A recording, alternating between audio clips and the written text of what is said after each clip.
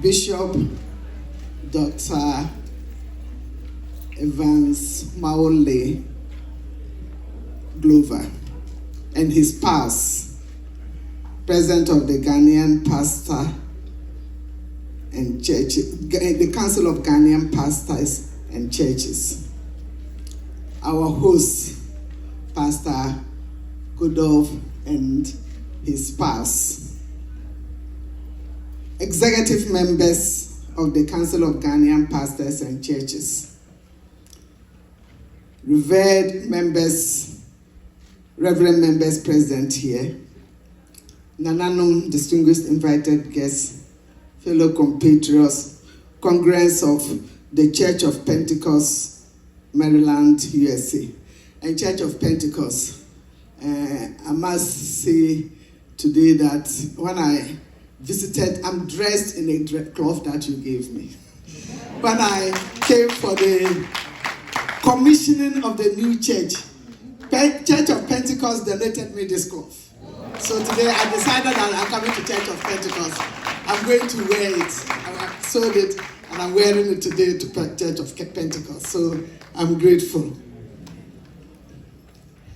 Once again, it is with much joy that I worship with you this afternoon as guests of honor at this Thanksgiving service under the auspices of the Council of Ghanaian Pastors and Churches here in the United States of America, in observance of our dear country's 65th independence anniversary, which fell on Monday, March 5th, 2023. First and foremost, I bring you warm greetings from the President of the Republic of Ghana, His Excellency Nana Addo Akufo-Addo, whose governance has and continues to enjoy incessant prayer, support from unwavering religious bodies such as COPPAC. He is deeply grateful for all the support. And as always, I would like to commend the leadership of COPPAC USA and the organizing committee of the Independence Day Thanksgiving service for taking a lead role every year in putting together such an event to express gratitude to God for His goodness to our country, and also for giving me the privilege to be the special guest of honor. God bless you for this honor. Let me recognize the importance of the Council of Ghanaian Pastors and Churches and their ministers as gospels, the ministers of gospels of Ghana. Let me recognize you for all the support that you are giving us, giving the embassy and giving to the country. We appreciate it very much.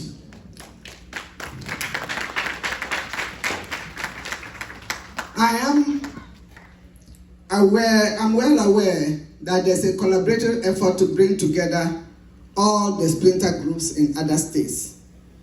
I've been formally informed that the council has now about 70 registered members, covering 8 states, and an estimated 150 affiliated members who are being processed to be integrated as full members.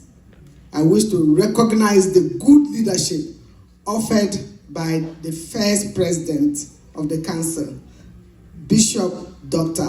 Evans Maole Glover. And as he indicated, he's tall because he's standing on the shoulders of others. So I commend all of you and the executive members. I'm sad that he's leaving. But why don't you wait and go next year? I'm going back to Ghana next year. So that when I leave, you also leave.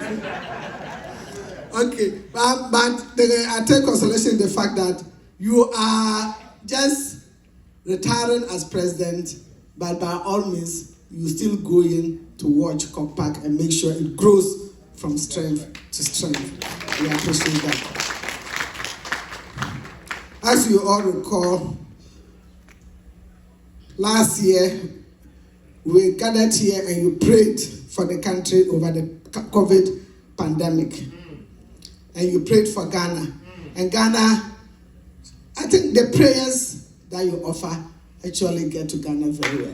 Because COVID has moved on easily. And people are going about their normal businesses. And even though they say there's COVID, I don't want to say it's not an issue, but it's like life has gone back to normal. So we appreciate this and we thank you. I also remember that during the service, Reverend Emily Obuabisa, as you say, you always allow them different people to give the sermon. Last year it was Reverend Emily Obuabisa. She admonished us not to relent in prayer for our country and the continent. And she also encouraged us to remain closely knit in all our ways as Ghanaians. She intimated that would be the only way in which we will win against anything that disrupts our nation's development. For 66 good years, God has, through our various leaders, taken us through different phases of our growth as a people. And I believe that what has kept us strong has been our love for one another, our unity, our thoughtfulness for each other, and definitely for the prayers that you give to everybody in Ghana. When you pray for everybody. You do not pray for anybody, for particular persons. You always pray for everybody. And when you pray, the prayers covers everybody. Yes, there have been some challenges, but look at the country.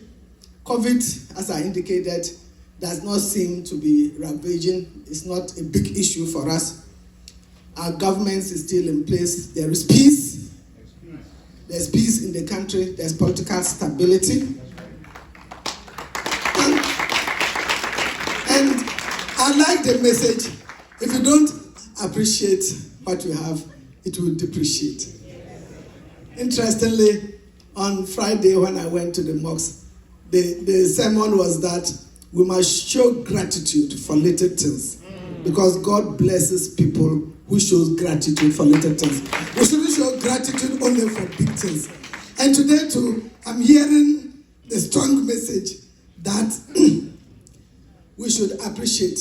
If we don't appreciate, it will depreciate. Thank you.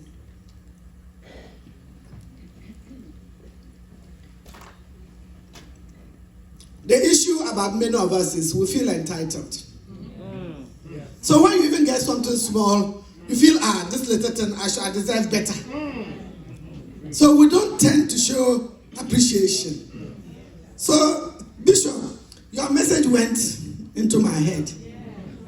It went into my head. I was so full and then so weak, I didn't even think I would be able to talk. Your message was so strong. So let's learn to be grateful. If you get something small, appreciate. And then more will come. Let's not feel so entitled that, I'm asking this person for this. Instead of this person giving me, this person has money. I know she has money. Instead of her giving me 1,000, she's giving me $50. Appreciate the $50. And then you don't know how you'll get the remaining 1,000. And if we drop the sense of entitlement and we start appreciating, everything will go well for us. President, Bishop, the national team chosen for this year's celebration is also our unity, our strength, and our purpose. And Kokpa's prayerful team is also, the church has the key to national development. And I think this buttresses the need for all stakeholders to put their hands to the plow and push Ghana on to its expected glory. In other words, it is not just the responsibility of government alone to drive the country in national development. It is all hands on deck. And indeed, I agree that the church should be in the forefront to guide us. The fact is that even when government is hot, they go to the church for prayers. They go to the church to talk for the pastors to talk to the people to calm down. That's what happens all the time. So the church actually has a strong say in the governance of Ghana. You would physically, I mean, you are not there governing, but people listen to you. Amen. And people direct you. So I dare say that if things are going wrong, as our bishop said, we are all to blame. But we should be grateful for the latest things that we have. As I indicated, our country is stable. We have a thriving democracy. People, there's food. At least you go to the markets, there's food security. With the COVID and the conflict now, a lot of places, they have problems with food security. But Ghana, at least, we have food. And we have fuel. Even Nigeria that has plenty, supposed to have plenty oil, there are long queues. Ghana, we don't have queues. We are able to buy our fuel and go. We have light, power in our homes, in our workplaces, in our industries. So those are those are things we should be grateful for and thank God for. Because anything can happen and we also not have light. And it's because of the prayers that we have peace. I don't believe that we are special. We are more special than the other countries that are fighting. But we have you praying for us. So even if something is going to happen because of your prayer, God will cover us. And God will cover all of us. God will cover all of us. So we appreciate you.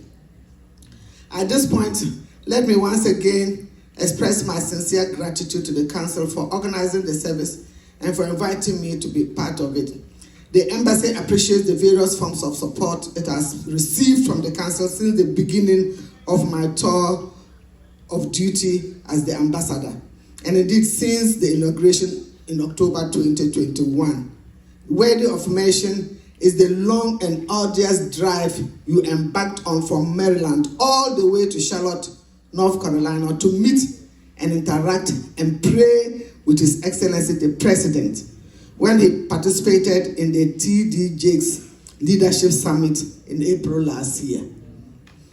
As I indicated earlier, the President was full of gratitude and praise for that bold step and extends his thanks to you all.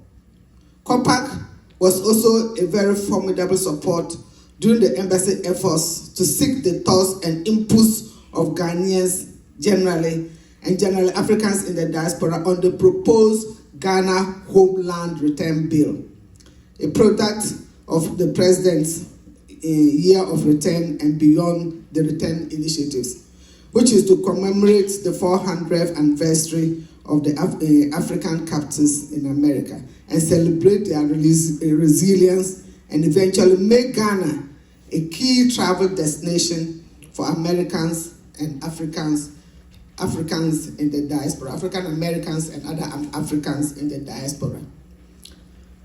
The climax of the Black History this month, as part of the byproduct of the Beyond the Return, the embassy, under the patronage of the Ghana Ministry of Tourism, Arts and Culture, and in conjunction with various stakeholders, conferred Ghanaian citizenship on two prominent African Americans, 108-year-old Viola Fletcher and her brother, who is also 102 years old, Hugh Van Ellis, at a historic and memorable ceremony held at the embassy on Tuesday, 28 February.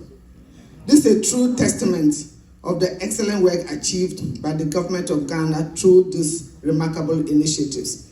These siblings are two of the only three survivors of the well-known 1921 Tulsa Race Massacre. She said her dream was to visit Ghana. At 106 years, she went to Ghana in 2021, and the president